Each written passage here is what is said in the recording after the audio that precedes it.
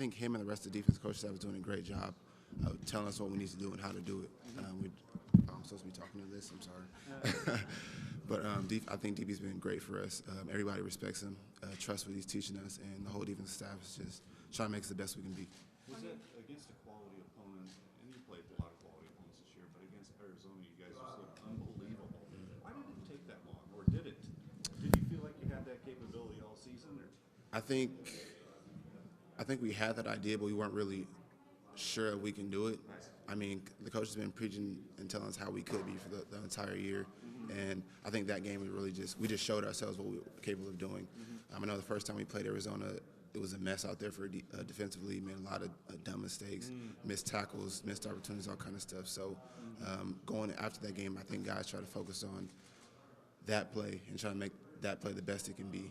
And I think progressively as the season went on, we kept getting better and better, and we really showed out Arizona. So we have to continue to improve on that this week. That's a good point, Tony, because I think on one of them, Eric Dargan, it was a sort of a highlight where he sort of got fooled on a block in that game in Arizona, and then Ifo got trucked on that one. Was that almost sort of an embarrassing performance? Yeah, definitely. I mean, that's not what we were about.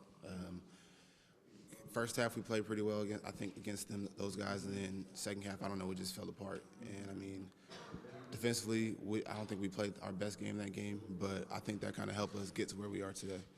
Yeah. Tony, Jeff Malone told me last week that he thinks part of Coach DP too, the defense is he has major swagger, and then that has infiltrated down to you guys. Do you agree with that? Yeah, definitely. I mean, we've had defensive team meetings, group meetings, and he always talks about you gotta have that swagger on the field and kind of just have like a stink about you, you know what I mean? Like you play defense, you got to be kind of mean sometimes. I mean, I know it's not everybody's character off the field, but we're talking about in between the lines, and you got to kind of bring that. And I think guys kind of understand that and understand how we need to be and how that can help us. I've also heard he was a major hard ass as a position coach, really, really tough on his kids. Is that something that do you agree with that? And do you think people were nervous at all about that? When Definitely.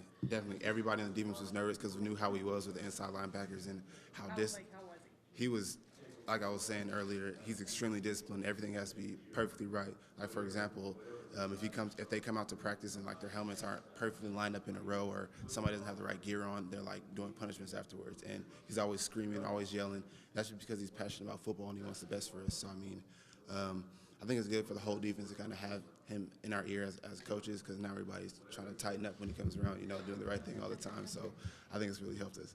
Tony, does Oregon need to win a national championship to get that validation, that national sense of being a super elite program?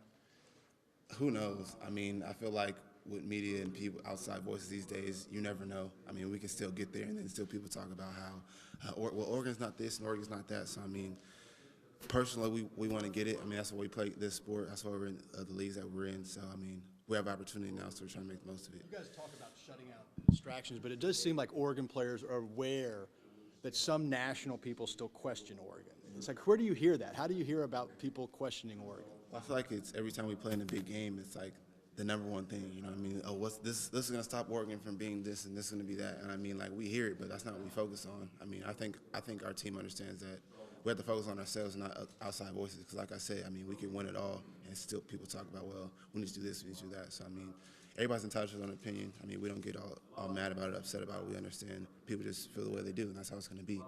But we just got to improve on ourselves and focus on ourselves, I think. 5 years